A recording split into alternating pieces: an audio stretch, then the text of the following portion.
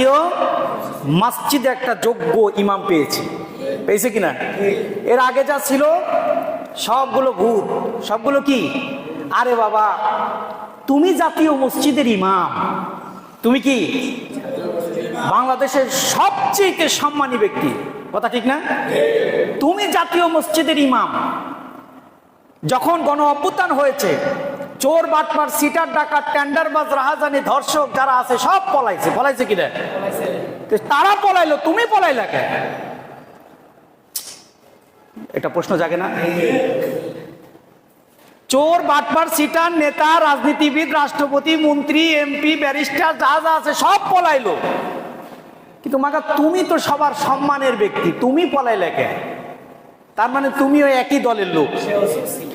সে কি একই দলের লোক, কিন্তু এখন আমরা একটা যোগ্য ব্যক্তি পেয়েছি, সরকারের চোখে চোখ রেখে রাষ্ট্রের সমস্যার কথাগুলো বলে কিনা? মেম্বারটা এমনই হওয়া উচিত। মেম্বার কোনো ক্যাচ্চা ঘটনার কাহিনীর মেম্বার নয়, প্রত্যেকটা মসজিদের জুমার মেম্বার হওয়া উচিত এই রাষ্ট্রের সবচেয়ে বড় সিংহাসন। কিন্তু আমরা বানিয়ে ফেলেছি কি, ওরে হুজুর কোনো কিছু শেখান নাই, এই বয়ান করেন ও বয়ান কিসের, খুতবা হবে, কি হবে? খুতবা। আজকের আলোচনার বিষয় হচ্ছে জামাআতুল মুসলিমিন, মুসলমানদের জামাত। আচ্ছা, এখন আমার প্রশ্ন হচ্ছে, এই যে আয়াতগুলো এখন আসবে সামনে, এই রেফারেন্সগুলো আসবে, এইগুলা কি শুধুমাত্র চরমনায়ের মুরিদদের জন্য না, জামাত ইসলামের জন্য না, খেলাফতে মজলিসের জন্য না, হেফাজতে ইসলামের জন্য না, সবার জন্য কিনা? সবার জন্য না? তাহলে এখানে ভাগ করার কোনো দরকার আছে? ভাগ করার কোনো দরকার নেই। তো দেখি আমরা জামাত সম্পর্কে আল্লাহ রাব্বুল আলামিন কি বলেছেন। সূরা আলে ইমরান, সূরা আলে ইমরান 103 নম্বর আয়াত। এই আয়াতের ছোট্ট একটা শব্দ নিয়ে আজকে ব্যাখ্যা করব। আয়াতটি হচ্ছে ওয়াতাসিমু বিহাবলিল্লাহি জামিআ ওয়ালা তাফাররাকু। এই জায়গায় এই যে জামিআ শব্দটা, এই জামিআ শব্দ নিয়ে আজকের জুমায় তাফসীর করব ইনশাআল্লাহ। ওমা তৌফিকি ইল্লা বিল্লাহ। আল্লাহ রাব্বুল আলামিন আমাকে এর উপরে তাফসীর করার, আপনাদের সকলকে শুনে আমাকে আপনাদেরকে আমল করার তৌফিক দান করুক, আমিন। প্রিয় ভাই সব, আয়াতের সরল অনুবাদ হলো ওয়াতাসিমু, তোমরা ধরো। কি করো? ধরো। অর্ডার না, এটা বলছে তুমি ধরো ওকে, তার মানে আমি কি করলাম?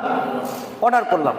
তো আল্লাহ রাব্বুল আলামিন পৃথিবীর সকল মুসলিম উম্মাহ মুমিন সকলকে নির্দেশ করছে।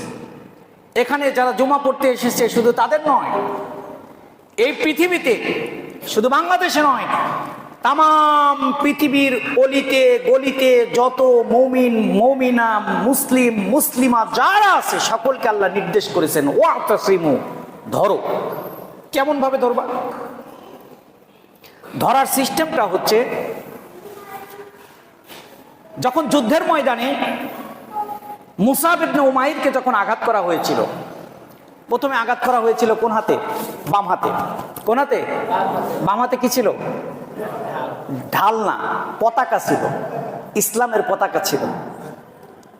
কথা বুঝতে পেরেছেন? তাফসীরকাররা এই আয়াতের ওয়াতাসিমের ব্যাখ্যাটা এইভাবে দিচ্ছেন, তখন তিনি ডান হাত দিয়ে ইসলামের পতাকা ধরলেন, তরবারি ফেলে দিলেন, কিন্তু ইসলামের পতাকাকে তিনি জমিনে পড়তে দেবেন না। ডান হাতে আঘাত করেছেন, ইসলামের পতাকাটা এই দুইটা বাহু এইভাবে দিয়ে আঁকড়ে ধরেছে, তাও ইসলামের পতাকাকে জমিনে কি করতে দেয় নাই? পড়তে দেয়। তারপরে যখন তার সর্বশেষ এই দুই বাহু দিয়ে যখন সে আঁকড়ে ধরতে পারে নাই, তখন দাঁত দিয়ে কামড়ায় ধরছে। দাঁত দিয়ে কি করছে? কামড়ায় ধরছে। শত্রুরা কাফিররা মুসাব ইবনে উমাইরকে এই ঠিক গর্দানের উপরে একটা কোপ দিয়েছে। শরীর থেকে মাথাটা বিচ্ছিন্ন হয়ে গেছে। আমার রাসূলের সাহাবীর কথা বলতেছি। বিচ্ছিন্ন হওয়ার পরেও এই মুসাব ইবনে উমাইর যে জমিনে তার মাথাটা পড়ে গেছে, কিন্তু ইসলামের পতাকা কামড় দিয়ে সন্নিকট ধরে গেছে। এটাকে বলে আঁকড়ে ধরা। এটাকে কি বলে? আঁকড়ে ধরা। তো আল্লাহ বলছেন, তাফসীরকাররা এটা একটা উদাহরণ দিয়েছেন যে ওয়াতাসিমু, তোমরা ধরো, বিহাবলিল্লাহ। হাবলুন শব্দের অর্থ হচ্ছে রশি। হাবলুন শব্দের অর্থ কি?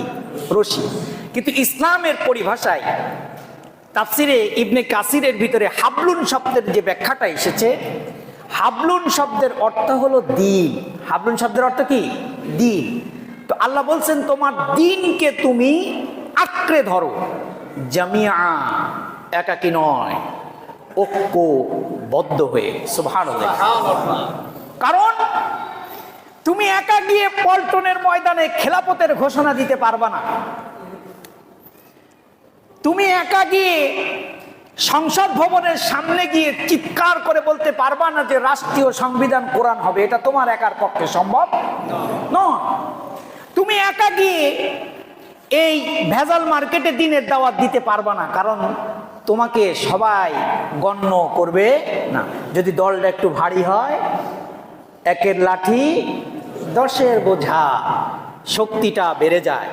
এই জন্য যদি আজ তামাম বিশ্বের মুসলমান, এই যে 57টা মুসলিম দেশ যদি ঐক্যবদ্ধ থাকতো, কিসের আমেরিকা আর কিসের ইসরায়েল, তামাম পৃথিবীর ইহুদি খ্রিস্টানরা এক হলেও মুসলমানদের সাথে বিজয় লাভ করতে পারতো না। কেন তারা আজকে, আমরা কেন মার খেচ্ছি? আমরা আজকে কেন কাফেরদের হাতে অপদস্থ, লাঞ্ছিত, অপমানিত? এর